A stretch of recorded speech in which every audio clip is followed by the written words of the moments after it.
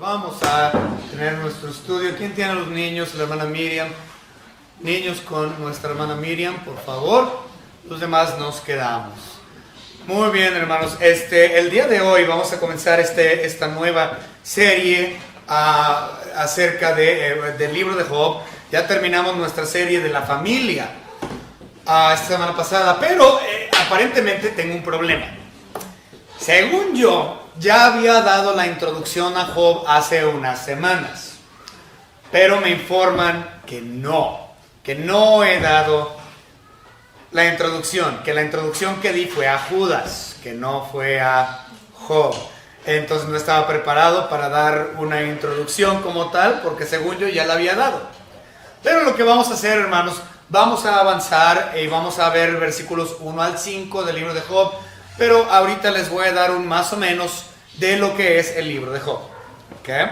Les debo la introducción como tal al libro, pero les voy a dar un más o menos para que ubiquen dónde estamos. Okay. Primero, el libro de Job es el primer libro de toda la Biblia.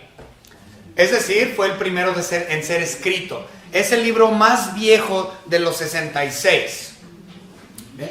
Vamos a empezar con eso.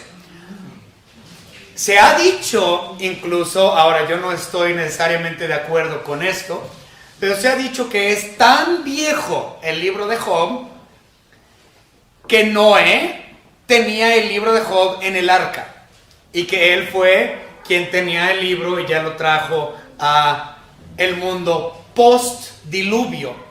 ¿Okay? No estoy necesariamente de acuerdo con eso, pero eso es algo que se ha dicho acerca de Job, mostrando qué tan viejo es. O sea, es un libro muy, muy, muy antiguo. Es el primero de todos. Otra vez, yo no necesariamente creo que Noé haya tenido el libro en el arca con él, pero muchos teólogos así lo creen.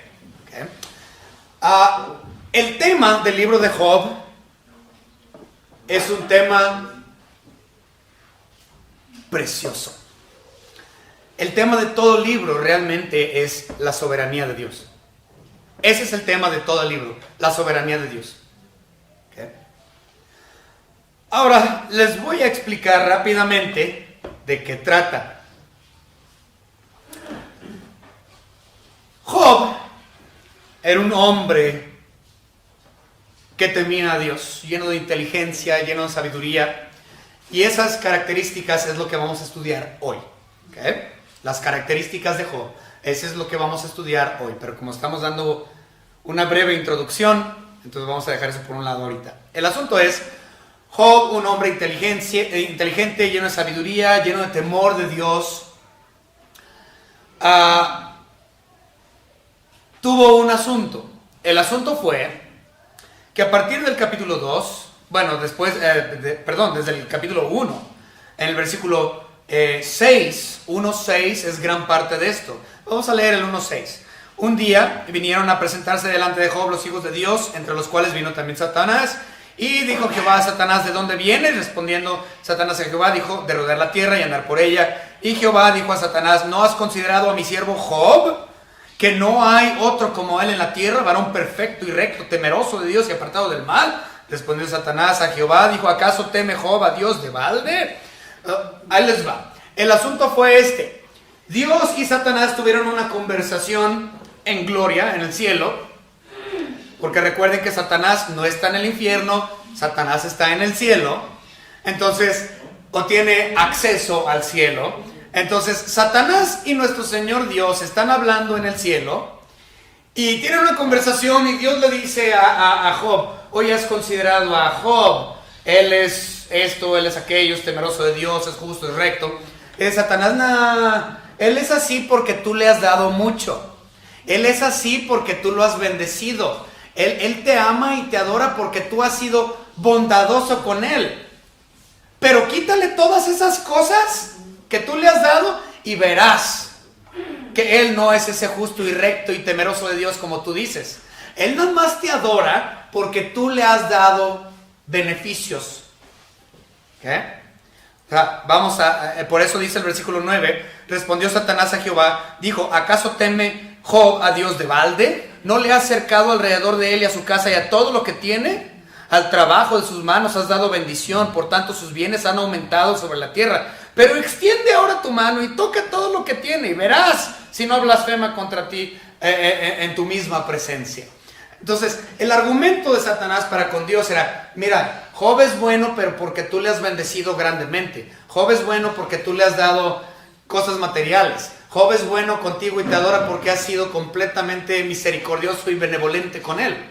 Pero quítale esas cosas y verás si no blasfema en contra tuya.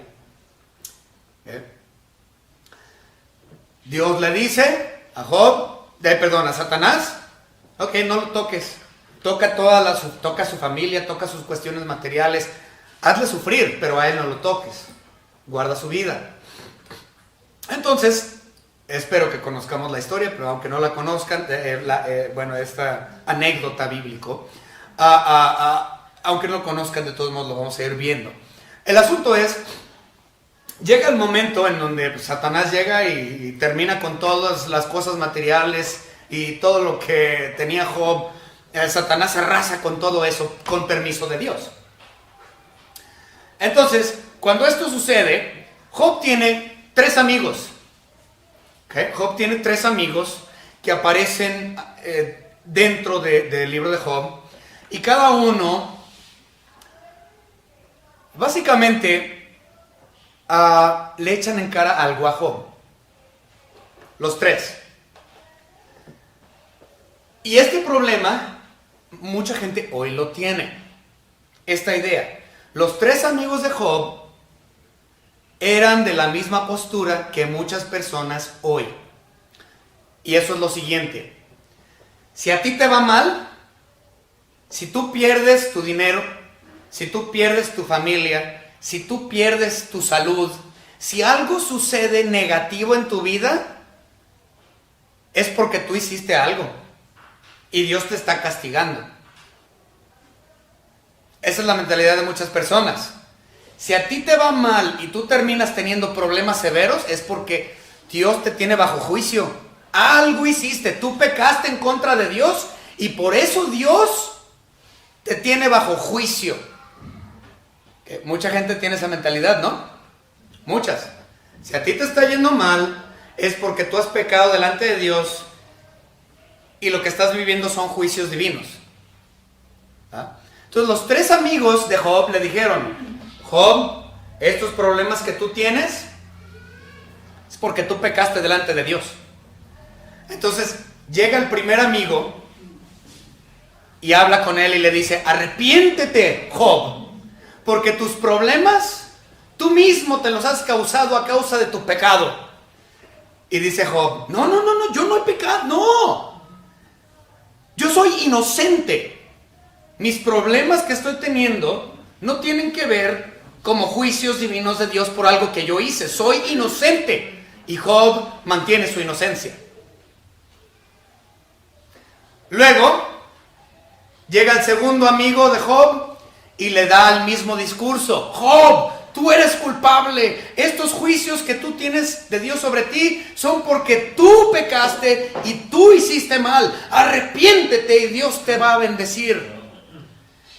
Y dice Job: no me voy a arrepentir. ¿De qué me voy a arrepentir? Yo soy inocente. Soy inocente, dice Job. Llega el tercer amigo de Job y le dice lo mismo: arrepiéntete, Job, porque es tu culpa por lo cual tú estás pasando estas cosas. Si tú te arrepientes, vas a ver que Dios te va a perdonar y todo va a estar bien y Dios te va a restaurar. Y Job le contesta al tercer amigo: no, yo soy inocente. Entiendan que solo porque te está yendo mal, no es necesariamente, o tengas pérdida, no es necesariamente porque tú hayas pecado, o porque Dios te tiene bajo la mira de juicio. Esto es falso. Y luego hay un cuarto personaje también, que dice lo mismo. Él no es amigo de Job, pero son 4 en total. Sus 3 amigos y luego el cuarto. Entonces, Job mantiene su inocencia porque ciertamente era inocente. pero Dios en su soberanía actúa conforme a su voluntad. Sus juicios no son necesariamente por cuestión de que tú te hayas portado mal. ¿Okay? Entonces eso también tiene que ver con asuntos de concurrencia. ¿Okay? Entonces eso a grandes rasgos, muy generalizado, es el libro de Job. ¿Okay? Y finaliza el libro de Job con un discurso precioso por parte de nuestro Señor Dios. Dios habla con Job. Entonces los últimos capítulos del libro de Job ya es un discurso directo de Dios para con Job, lo cual es asombroso porque Dios mismo expresa su soberanía total, diciendo, no, esto es lo que yo quise porque yo soy Dios. Esto que tú pasaste es porque fue mi voluntad. ¿Y quién eres tú? ¿Quién eres tú? Yo soy el soberano. Entonces, todo el libro de Job es precioso porque actúa o tiene todo que ver con el atributo de la soberanía perfecta de nuestro Señor Dios. ¿Okay? Entonces vamos a ir estudiando esto en los próximos meses, posiblemente un par de años, no sabemos, pero que venga. ¿Okay? Entonces les debo una introducción mejor hecha. Pero vamos a empezar, hermanos, con una oración para comenzar con el versículo 1.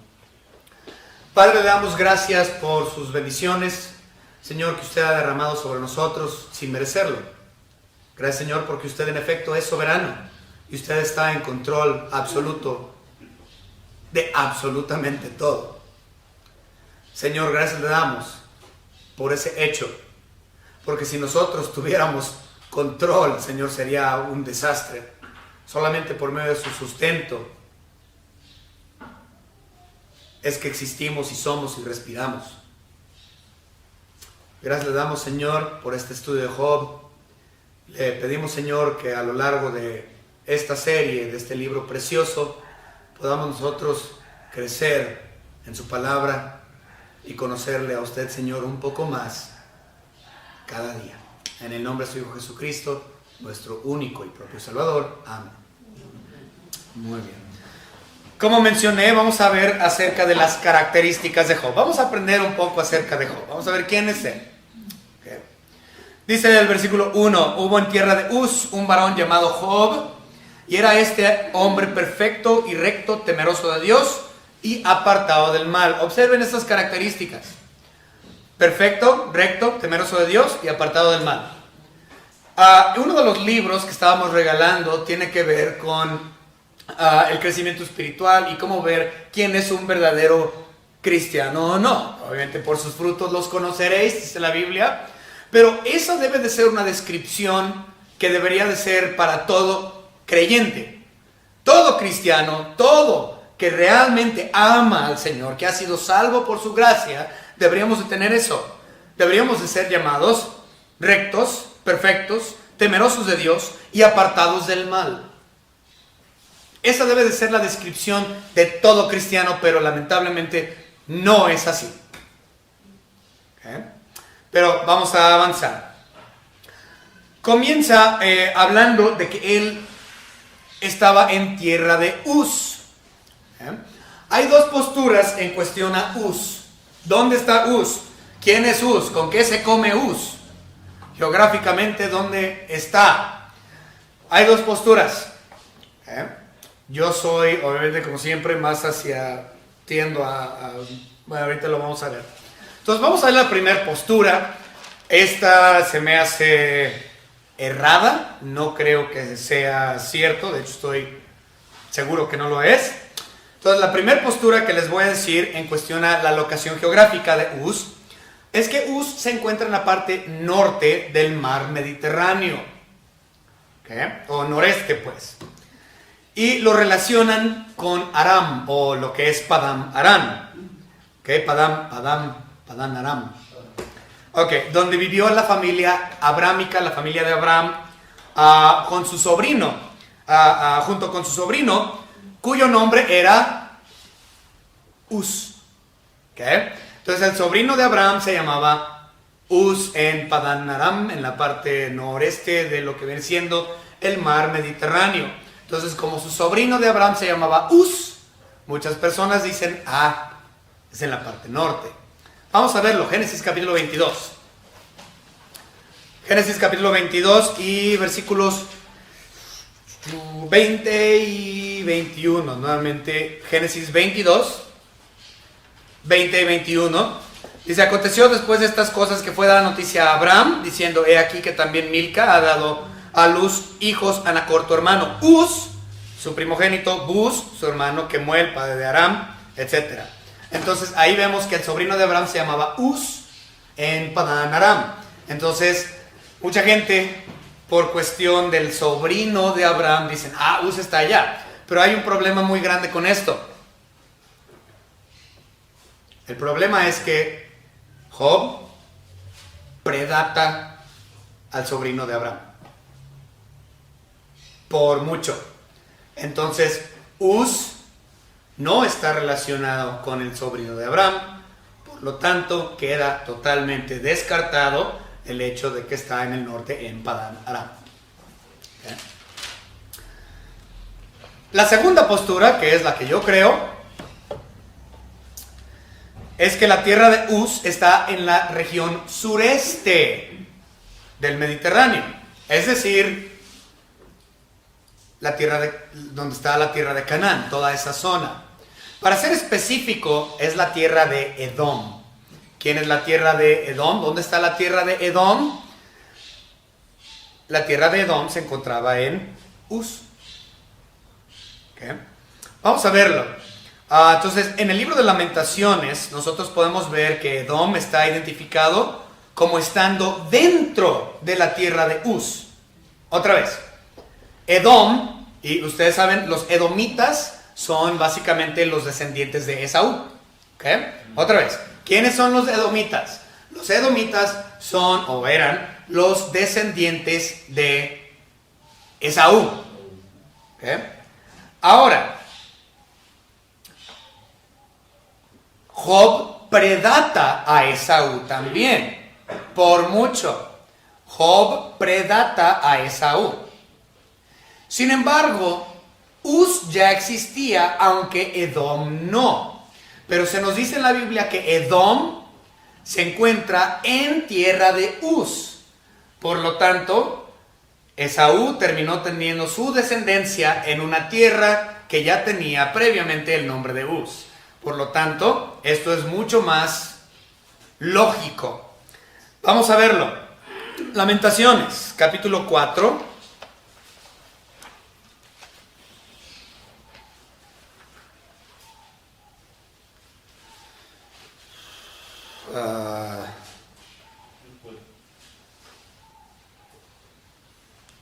¿Dónde está Lamentaciones?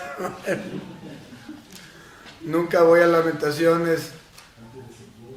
Sí, pero no lo encuentro.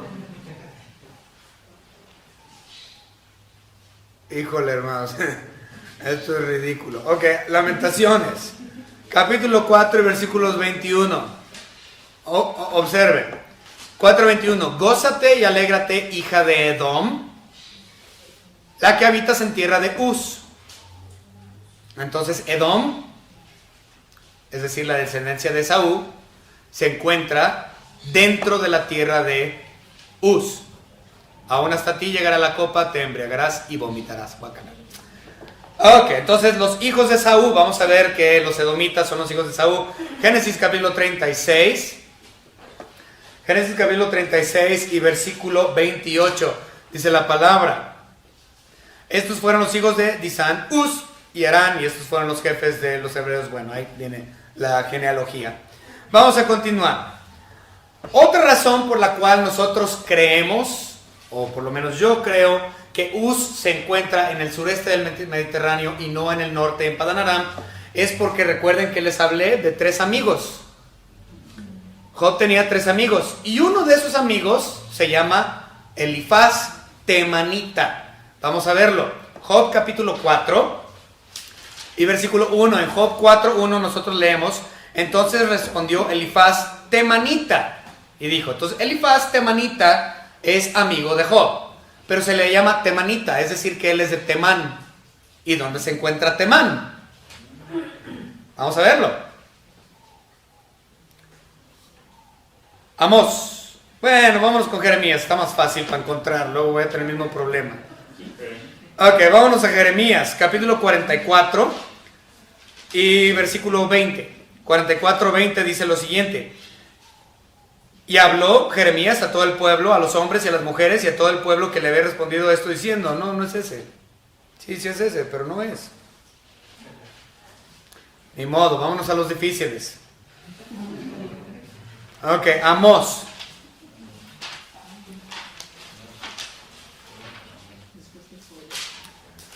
Amós, sí lo encontré fácil. Ok. Amós 1:12 dice, prenderé fuego en Temán y consumirá los palacios de Bosra. Okay, entonces, esta sección de Bosra y Temán, ¿saben dónde está? En Edom. Okay. De hecho, Temán es una de las ciudades, o consideradas una de las ciudades importantes de Edom. Okay. Vamos a ver uno último, Abdías. El que sigue, Amós Abdías. Abdías capítulo 1, nada más es 1, versículo 9. Dice, y tus valientes, oh Temán. Pues nada más es 1, Abdías 1, 9. Y tus valientes, oh Temán, serán amedrantados, porque todo hombre será cortado del monte de Esaú, es decir, Edom, por el estrago. Entonces, Temán se encuentra en Edom. Temán, una ciudad importante de la región de Edom. Y Edom se encuentra dentro de la tierra de Uz. Por lo tanto, geográficamente, es el sur y no el norte. Wow. Ok, vamos a continuar. A él se le llama perfecto y recto y temeroso de Dios. Desde la perspectiva humana, Job era irreprochable. Esto no quiere decir que Job era sin pecado delante de Dios, porque tenemos que entender que ciertamente todos pecaron y están destituidos de la gloria de Dios. Todo el mundo ha pecado. El hecho de ser llamado perfecto y justo y temeroso de Dios no implica que él era sin pecado. Él ciertamente pecaba y tenía que hacer holocaustos para perdón de sus pecados. ¿Por qué? Porque era pecador. Pero bueno, continuamos. Su manera de vivir de forma intachable en cuanto a su testimonio es la misma forma en que el cristiano debe de actuar, la misma forma en que el cristiano debe dar testimonio hasta que Cristo mismo venga por su iglesia. Vamos a ver unos versículos. 2 Pedro capítulo 3, ahora esto ya es para la iglesia, entonces nos vamos al Nuevo Testamento. 2 Pedro capítulo 3, versículo 14, dice la palabra: por lo cual, oh amados, estando en espera de estas cosas, es decir, del arrebatamiento, procurad con diligencia ser hallados por él sin mancha e irreprensibles en paz. Entonces la iglesia debe de tener esta misma rectitud, este mismo temor de Dios, este mismo testimonio intachable que Job había expresado a su generación, a sus contemporáneos.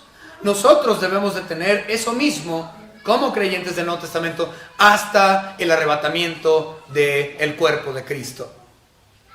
Se supone que así debe de ser. Vamos a ver 1 Tesalonicenses. Si nosotros nos vamos a 1 Tesalonicenses capítulo 3 y versículo 14, leemos algo similar. 1 Tesalonicenses 3:14 nos dice, bueno, desde el 13 vamos a 13, perdón. ¿Qué dije? ¿14? No, 13, ¿no? No. Perdón. 1 Tesalonicenses 5:23, ahora sí. 1 Tesalonicenses 5:23, hasta yo solo me confundo.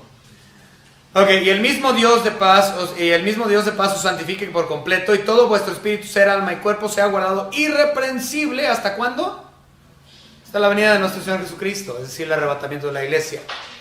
Por lo tanto, esta debe de ser la actitud de la iglesia, al igual que Job. Ok, ahora vamos a utilizar Filipenses, vamos a leer Filipenses,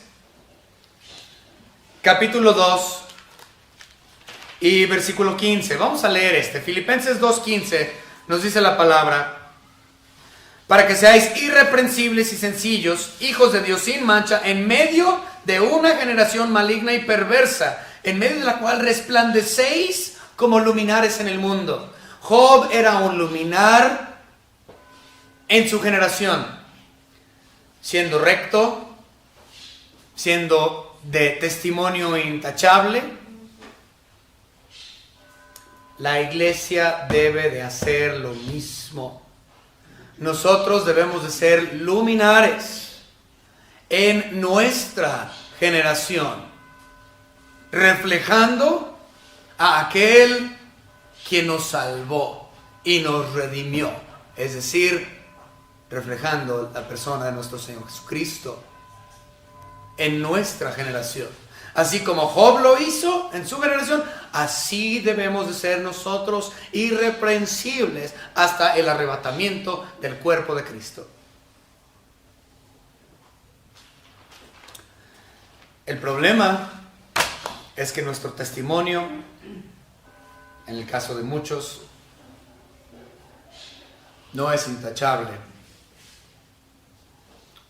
Deja mucho que desear.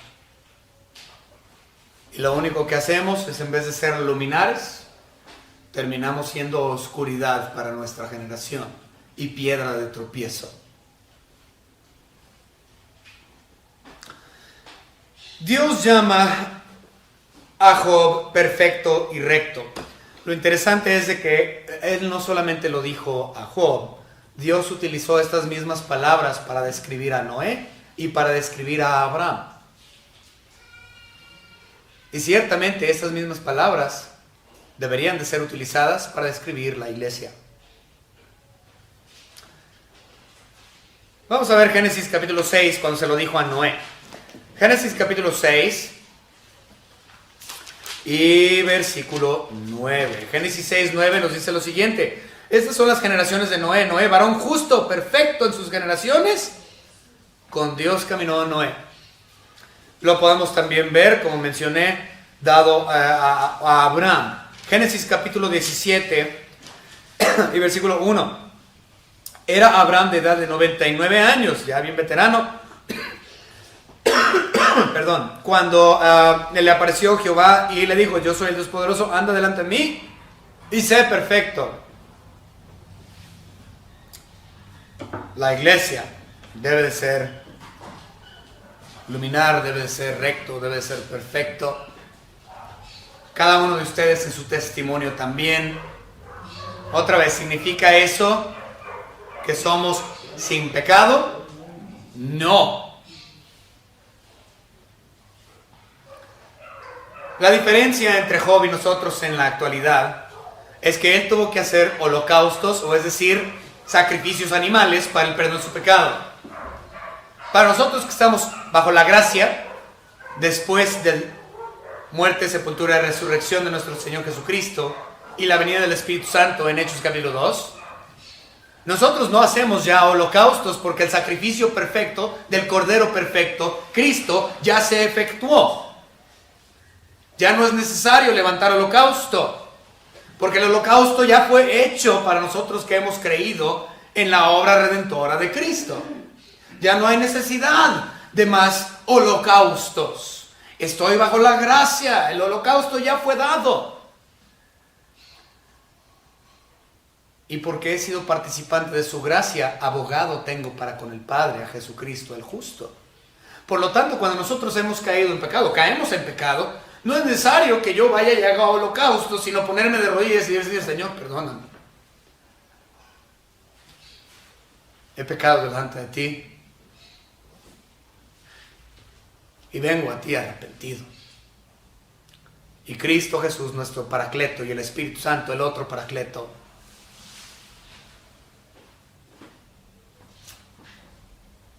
se ponen de nuestro lado delante de Dios Padre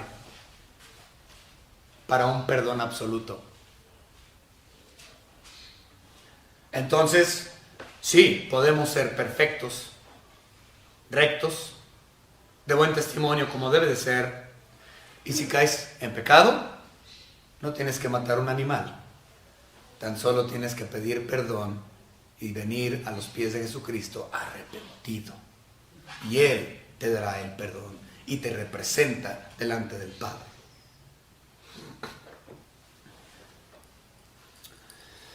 En este primer versículo de nuestra lectura de Job 1, no solamente vemos que Él es llamado perfecto y recto, sino temeroso de Dios y apartado del mal.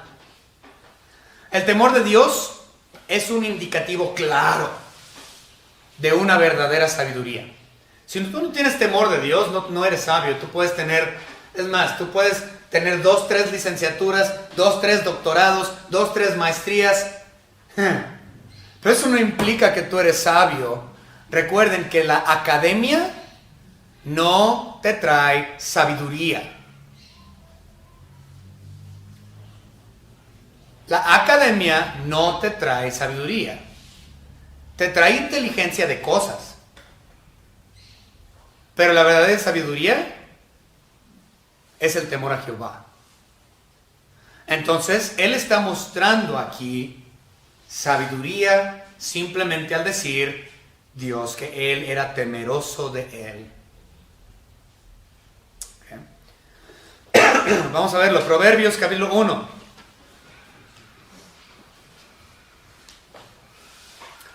La introducción a Proverbios es eso. 1.7. Proverbios 1.7. El principio de la sabiduría es el temor de Jehová. También lo podemos ver en Salmos. Bueno, vamos a ver otro Proverbios, porque ya estamos aquí. Proverbios 9.10. Proverbios 9.10 nos dice: el temor de Jehová es el principio de la sabiduría, y el conocimiento del Santísimo es la inteligencia. Entonces, ¿quieres ser inteligente? ¿Quieres ser sabio? Teme a Dios y aprende de Él. Si tú quieres ir a la universidad y tener una licenciatura, una maestría, un doctorado, qué bueno y gloria a Dios si puedas hacerlo. Pero la sabiduría viene de Dios.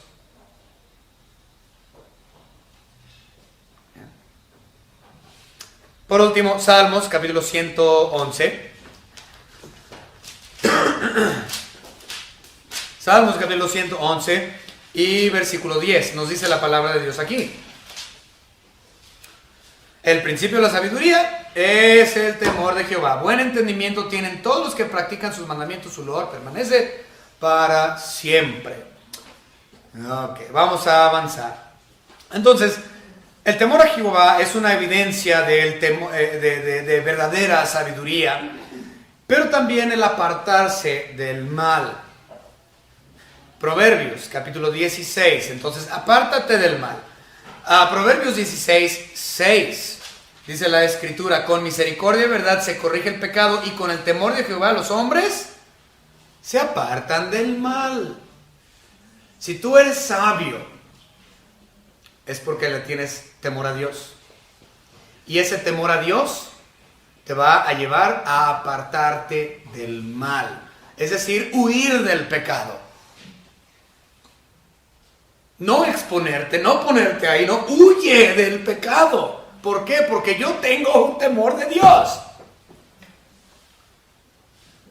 ¿Por qué? Porque yo entiendo que Él es justo.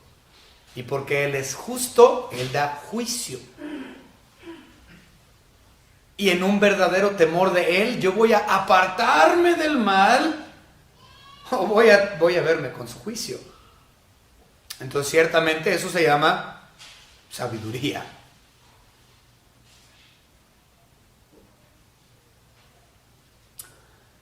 Ahí mismo, Proverbios, capítulo 8, versículo 13. Muchísimos versículos acerca de esto, no los vamos a abarcar todos, pero Proverbios 8:13. El temor de Jehová es aborrecer el mal, la soberbia y la arrogancia, el mal camino. Ok. Hay un problema muy grande en la iglesia hoy. No hay un aborrecimiento del mal. El mal, el pecado, Ha llegado a algo a ser completamente normal. Lo ven como normal. ¿Qué tiene? Pues todo el mundo lo hace. O sea, pues ni modo, son cosas que suceden y ahí está el pecado y pues ya. Lo toman muy a la ligera. No, tienes que tener un odio. Aborrecer, dice, aborrece el mal, aborrece el pecado. Un verdadero cristiano no va a permitir esas cosas en su casa porque lo aborrece. ¿Y por qué lo aborrece? Porque teme a Dios. Huye del mal, huye del pecado. No lo tomes a la ligera, es decir, que al cabo es normal. No, el pecado no es normal, el pecado es abnormal.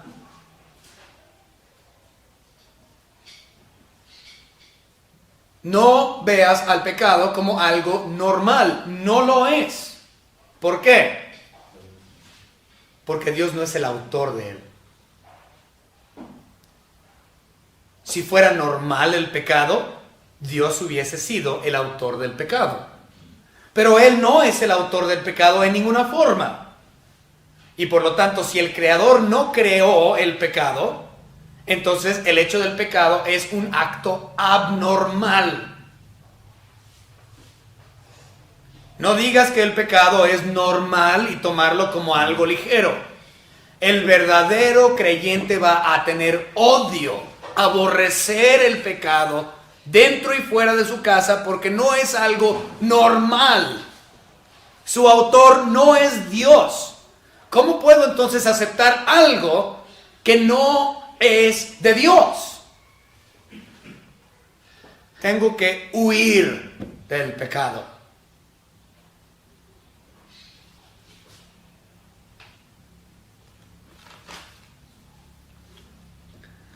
El cristiano debe de aprender eso. Es un problema muy grande. Aceptamos el pecado porque decimos, así está el mundo, todo el mundo lo hace, no pasa nada. No, sí pasa porque Dios es juez justo.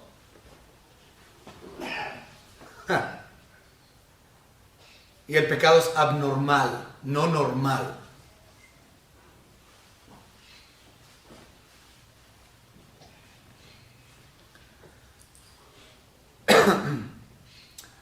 El temor de Dios es algo que va creciendo cada día en nuestro caminar diario. Cuando una persona es nueva en Jesucristo y ha vivido en pecado toda su vida, lo único que conoce es normal para él, porque no ha tenido el nuevo nacimiento, no ha tenido discernimiento espiritual. Entonces es un bebé en Cristo. Pero conforme ese bebé, ese nuevo creyente, va aprendiendo acerca de Dios, de Cristo y su palabra,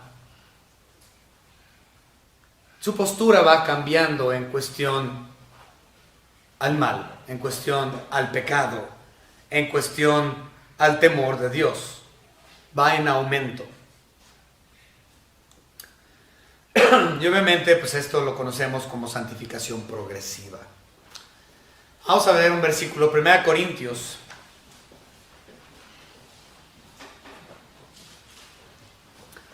Capítulo 7, versículo 1. En cuanto a las cosas de que me escribiste, bueno le sería al hombre no tocar mujer, pero a causa de la fornicación, cada uno tenga su propia mujer y cada uno tenga su propio marido, etc.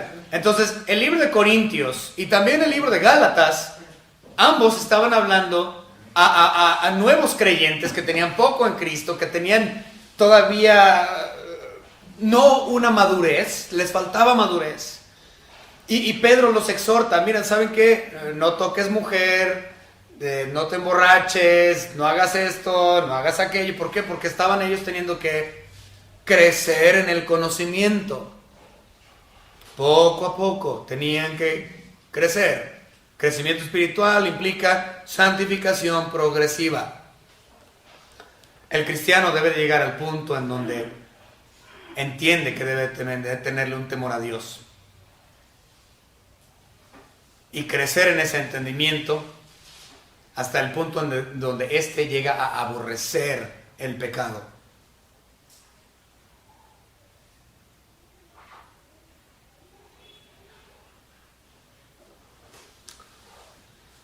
1 Pedro capítulo 1, versículo 17.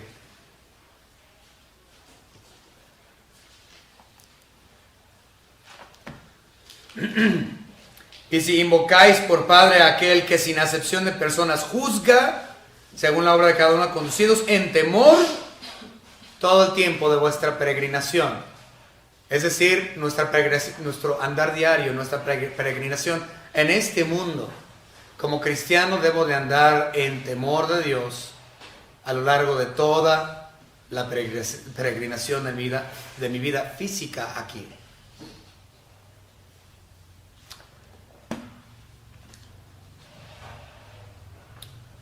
Vamos a continuar.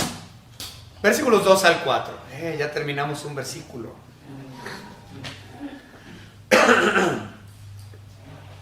Y le nacieron 7 hijos y 3 hijas. Su hacienda era 7,000 ovejas, 3,000 camellos, 500 yuntas de bueyes, 500 asnas y muchísimos criados. Y era aquel varón más grande que todos los orientales. E iban sus hijos y hacían banquetes en su casa, cada uno en su día. Y enviaba a llamar a sus 3 hermanas para que comiesen y bebiesen con ellos. Hasta ahí. Muy bien, Job claramente había sido bendecido por Dios en cuestiones físicas y materiales. Aquí se nos dice que él tuvo 7 hijos, 3 hijas, o sea, 10 en descendencia. Y todas las cuestiones materiales, mucho dinero. Dios le había bendecido grandemente al otorgarle 7 hijos varones y las 3 mujeres. Y esto es de gran importancia dentro de las culturas del Medio Oriente. Ahora, quiero que entiendan también, Job no era judío. ¿Okay? Entonces ni siquiera estamos hablando de la cultura hebrea. Estamos hablando simplemente a nivel general, lo que es el Medio Oriente. Ellos tenían una gran importancia en lo que era la heredad o la descendencia. De hecho, todavía aquí en muchos lugares de México y el mundo, ¿no? Tener hijos, tener descendencia, tener herederos es de suma importancia. En algunas culturas mucho más fuerte que en otras. Pero esto predata al judaísmo, predata al hebreo. Job no era judío, al igual como Noé no era judío. Es más, Abraham no era judío, él fue el primero. ¿Okay? Entonces no estamos hablando ni siquiera del judaísmo, del hebreo de ninguna forma. Simplemente de forma general, en el Medio Oriente, el dejar herederos o tener descendencia era de suma importancia. En el Antiguo Testamento podemos ver muchos ejemplos acerca de la heredad, acerca de tener una descendencia. Fíjense, Abraham, Dios le prometió gran descendencia. Génesis capítulo 17 habla de esto. La heredad era también tan importante que Jacob le roba la heredad a su hermano Esaú. Eso lo vemos en Génesis 25. La descendencia es tan importante que a David se le promete una heredad o un heredero eterno. ¿Quién es la persona de nuestro Señor Jesucristo? Y de hecho, si nos vamos antes, al inicio de la Biblia, y vemos en Génesis capítulo 3, a Eva se le promete también la herencia de su semilla, la heredad, quien es también Cristo Jesús. Entonces, todo el Antiguo Testamento está lleno de la importancia de lo que es heredades y descendientes. Job fue muy bendecido al tener este gran número de hijos e hijas. Ahora, en cuestión al Nuevo Testamento, también en el Nuevo Testamento la heredad o la descendencia es importante. No solamente en el Antiguo, en el Nuevo también. Vamos a aplicarlo a la iglesia. Nuestra heredad o herencia como hijos adoptados por Dios es distinta a la heredad de los santos del Antiguo Testamento. En el Antiguo Testamento Dios dio herencias terrenales, mientras que en el Nuevo Testamento son heredades celestiales. ¿Por qué? Porque nosotros somos descendientes de Abraham. Y muchos dirán, no, yo ¿cómo que soy descendiente de Abraham? Pero eso no es cierto, si yo soy mexicano.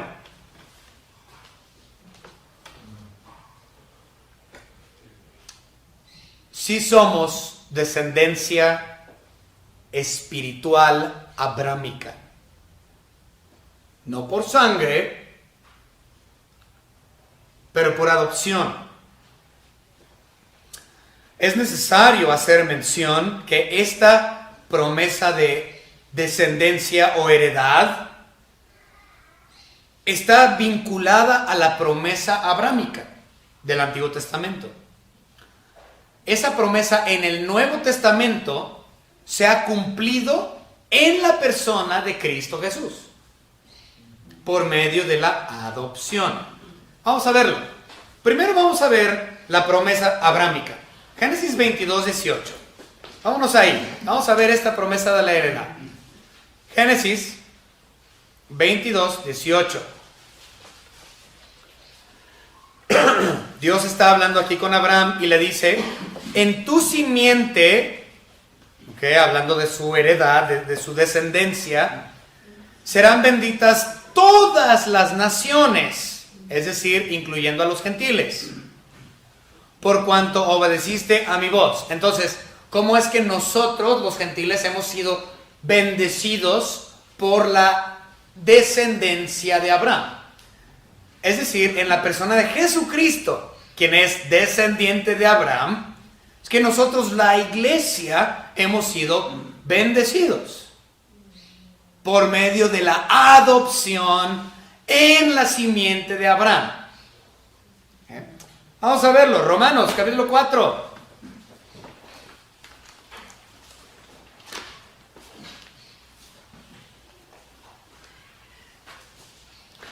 Romanos capítulo 4, versículo 11. Y recibió la circuncisión como señal, o sea, Abraham, como sello de justicia de la fe, tuvo estando aún incircunciso, para que fuese padre de todos los creyentes no circuncidados, es decir, los gentiles, a fin de que también a ellos la fe sea contada por justicia. Entonces, Abraham, el circuncidado, antes de que fuese circuncidado, se le prometió que él sería padre de todos los incircuncisos, es decir, los gentiles. Por lo tanto, nosotros también somos descendencia de Abraham, por medio de adopción. Ahora, bueno, voy a hacer una pausa aquí porque vamos a hablar acerca de esto. Hace muchos años, yo andaba todavía noviando con mi esposa. Y mis suegros iban a una iglesia, no recuerdo el nombre de la iglesia donde ellos iban, pero hay muchas iglesias así. Alianza, la Alianza, ok. Mis suegros me invitaron al templo, mi suegra, yo fui al templo en esa ocasión, y se me hizo muy extraño ver a personas mexicanas con sus yamacas dentro del templo, como si fueran judíos. Tenían sus kipas, sus yamacas. Vi uno con pellos y el nopalazo en la frente. O sea, mexicano al más no poder, pero creyéndose judíos. ¿Por qué? Porque ellos estaban pensando, si yo soy descendencia de Abraham, entonces yo soy judío y tengo que guardar la ley y ponerme mi yamaca y dejarme los pellos y la barba de Spurgeon. No, así no es la descendencia abrámica. Eso es falso. Porque ya no estamos bajo la ley, sino bajo la gracia. Pero espiritualmente hablando, sí somos descendientes de Abraham. Espiritualmente hablando, nosotros somos judíos. ¿Por qué? Porque no todo el que es israelita es judío. Eso dice la Biblia. El judaísmo es una cuestión traída por Dios a todo aquel que verdaderamente cree en el Señor Jesucristo y es salvo. Ese es el verdadero judaísmo. Eso lo dice la Biblia. Vamos a ver otro acerca de la adopción. Gálatas.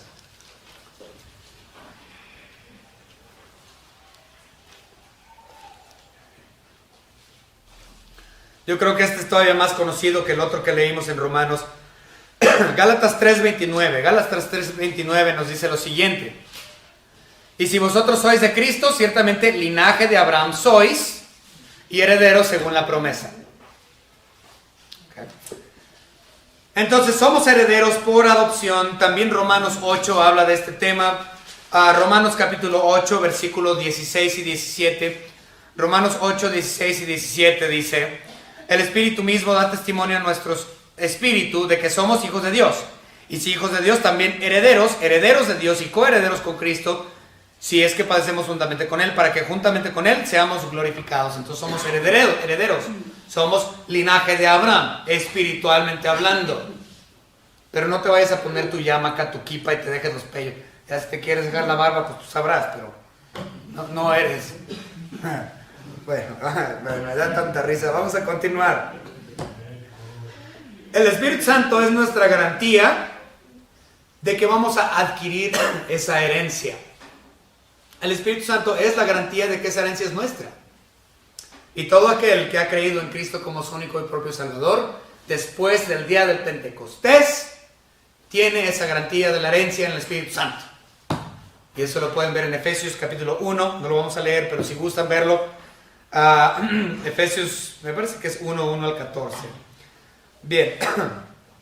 Nuestra herencia, sin embargo, no es terrenal como la de los judíos, sino que nuestra herencia es celestial, eterna, perfecta, incorruptible, para siempre. ¿Okay? Eso lo podemos ver en 1 Pedro 1:4 si gusta verlo. En cuanto a los bienes materiales de Job, en cuestión a sus bienes materiales, Dios fue bondadoso y misericordioso para con él. Esto era una manera de observar la misericordia y bondad de Dios para con los que le temen. Pero no se equivoquen. En el Nuevo Testamento nosotros no tenemos esa promesa de bendición material. Muchas personas piensan que hay la doctrina de la prosperidad. Si tú eres salvo, entonces, y amas a Dios, y temes a Dios, y tú le das a Dios, tú vas a ser rico. Económicamente vas a tener billuyus. Esto es falso, porque a la iglesia nunca se nos prometió herencia física, sino herencia espiritual. No se equivoquen. Eso es para Israel, no para la iglesia. Ahora sí, vamos a continuar.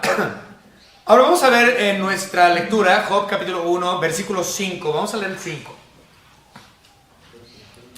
Y acontecía que habiendo pasado en turno los días del cómite, Job enviaba y los santificaba y se levantaba de mañana y ofrecía holocausto conforme al número de ellos. Porque decía Job, quizá habrán pecado mis hijos y habrán blasfemado contra Dios sus corazones. De esta manera hacía todos los días. Observamos que los hijos de Job tienen sus propias casas. Esto lo vemos claramente en el versículo 4. Otra vez, vamos a leer el 4. E iban sus hijos y hacían banquetes en sus casas, cada uno en su día, y enviaba a llamar a 3 hermanas para que viviesen con ellos. Entonces, los hijos de Job ya eran adultos. Tenían sus propias casas, no eran jovencitos, no estaban niños. Es decir, que Job también ya era mayor, no era un jovencito. Ya tenía hijos adultos y cada uno tenía su propia casa. ¿Okay? Entonces, eso es interesante, por si usted se preguntaba cuál era la edad de Job, ya era mayor. Todos sus hijos vivían ya separados. ¿Okay? Muy bien. Ya que en aquellos años las familias eran mayormente nomádicas, sí, pues es que era nomádico. Hasta el día de hoy en el Medio Oriente, entre los árabes, hay mucho nomádico. Entonces esto siempre ha sido así. En aquellos años mucho más. Entonces eran personas nomádicas, y los clanes se mantenían unidos, muy cercanos. Entonces no estamos hablando de que los hijos de Job vivían allá a 20 kilómetros. No, estaban ahí alrededor, estaban cercas. ¿Okay? Ahora, si nosotros leemos el versículo 4 también, dice que ellos hacían banquete, cada uno en su día. En el hebreo original, esa frase en su día realmente implica sus cumpleaños. ¿Okay? En otras palabras, se juntaban en los cumpleaños de los hermanos. Y cuando era el cumpleaños de uno, vente, unas carnes asadas carnalmente. ¿Va? Por ser tu cumpleaños. Entonces podemos entenderlo porque nuestra cultura mexicana es igual. ¿Sí? Celebramos los cumpleaños de nuestros hijos, de nuestros hermanos, de nuestras hermanas. Es tu cumpleaños, vente carnalito, vámonos. ¿Okay? Entonces así era como esto funcionaba. Ellos se juntaban cada uno en su día, es decir, en su cumpleaños, y celebraban, y era algo que siempre hacían. Muy parecido a nuestra cultura en ese aspecto. Ahora quiero que observen algo muy interesante aquí. Dice, ahora vamos a ver cómo era Job como padre, cómo era Job como papá. Observen nada más, el 5. Y aconteció que, habiendo pasado en turno los días del cónvite, es decir, cuando uno estaba ahí por su cumpleaños y se juntaban en banquete, dice, Job enviaba y lo santificaba y se levantaba de mañana y ofrecía holocaustos conforme al número de todos ellos. Dice que los santificaba, es decir, que los bendecía. Cuando estuvimos estudiando hace unas semanas acerca de la unidad familiar, nosotros hablamos de que un padre bendice a su hijo o santifica a su hijo. Y habíamos dado el ejemplo de que yo he visto cuando llevo a mis hijas a la escuela, a Jessen especialmente a la secundaria, yo veo que salen los papás y católicos y le dan la bendición al niño. Vaya con Dios, mi hijo. Y le dan un beso y que se vaya el chiquillo. ¿Okay? Ellos están bendiciendo a su hijo, pero esa no es la bendición que estaba haciendo aquí Job. Esta es una bendición de oración, de santificación, de crecimiento espiritual. Cuando hablamos de santificación implica separación del mundo. Entonces él los santificaba, es decir, él los tenía separados del mundo. Y su bendición para con ellos era eso, la separación del mundo. Recuerden, la palabra santificación tiene doble definición. Separado del mundo, la primera definición, y la segunda, para el servicio de Dios. Entonces, Job tenía sus prioridades bien establecidas como padre. Su prioridad era que sus hijos fueran santos, que sus hijos fueran apartados del mundo y que sus hijos fueran dedicados para el servicio de nuestro Señor Dios. Entonces él era perfecto, él era recto, él tenía temor de Dios, él tenía inteligencia, él tenía sabiduría y sus prioridades en cuestión a sus hijos como padre debe de ser nuestro ejemplo. Tenía a sus hijos santificados, bendecidos, apartados para el servicio de nuestro Señor Dios. Como cristianos, ¿cuál es nuestra prioridad como padres hacia nuestros hijos? ¿Simplemente que coman y que estén vestidos? ¿Y que los eduques y que los lleves a la primaria? No. La prioridad, ante todo, es que mis hijos sean santificados.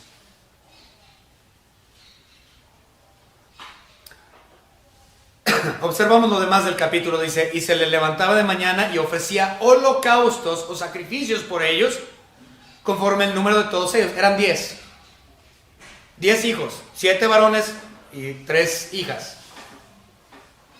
Es decir, que él sacrificaba. Observen lo que dice, y vamos a leer más adelante. Dice al final del versículo 5: de esta manera hacía todos los días.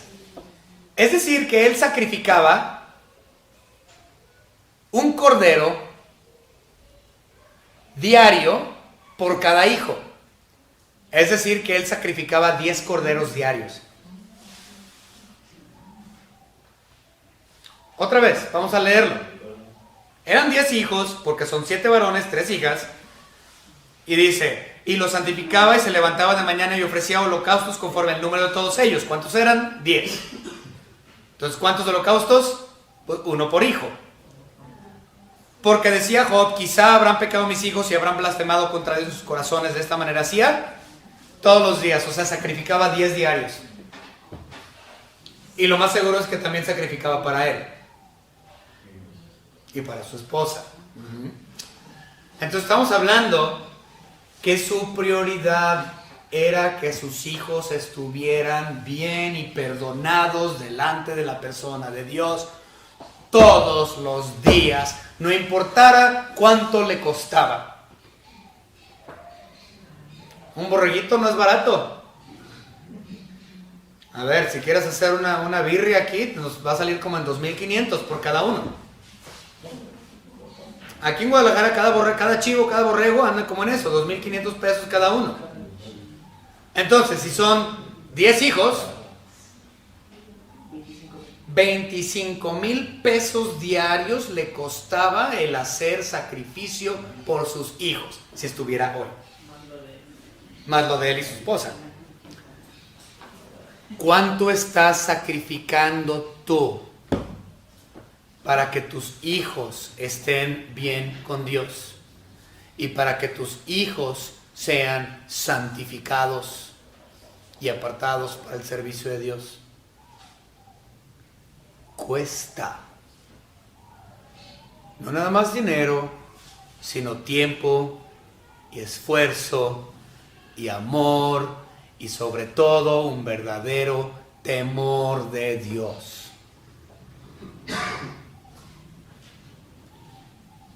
¿Estás sacrificando para tu familia? ¿Estás haciendo holocaustos para la santificación de tus hijos? El holocausto ya se dio. Ese es Cristo, el Cordero inmolado.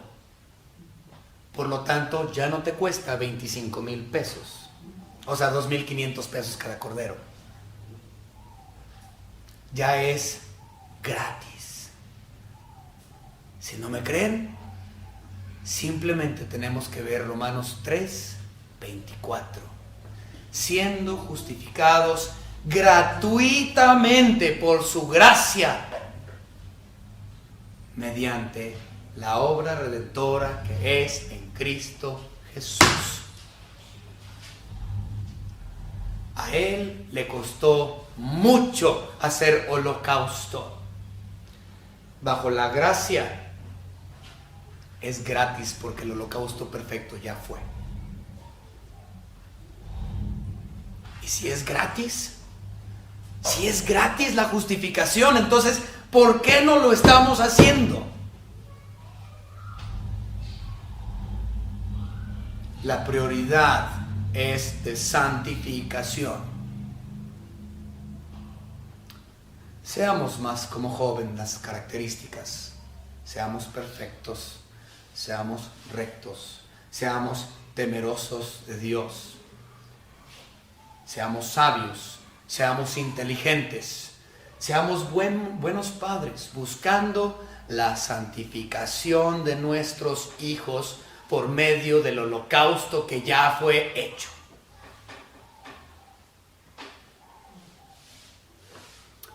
Esta fue la persona de Job. en su generación como luminar intachable. Espero que usted sea un luminar intachable en testimonio para esta generación y para sus hijos. Vamos a orar. Señor Padre, gracias le damos por este primer estudio del libro de Job. Gracias, Señor, porque podemos ver las características de su persona, que son las mismas cualidades y características que nosotros debemos de mostrar en la actualidad para ser la luz reflejante de aquel que vive en nosotros. Danos, Señor, el entendimiento de poder crecer espiritualmente cada día más, para que nuestro temor hacia su persona sea mayor cada día. Ayúdanos, Señor, a ser ejemplo en nuestra generación y ser ejemplo ante nuestros hijos, orando por ellos, bendiciéndoles, santificándoles y mostrándoles el evangelio de aquel Cordero inmolado que pagó todo por nosotros. En el nombre de su Hijo Jesucristo, nuestro único y propio Salvador. Amén.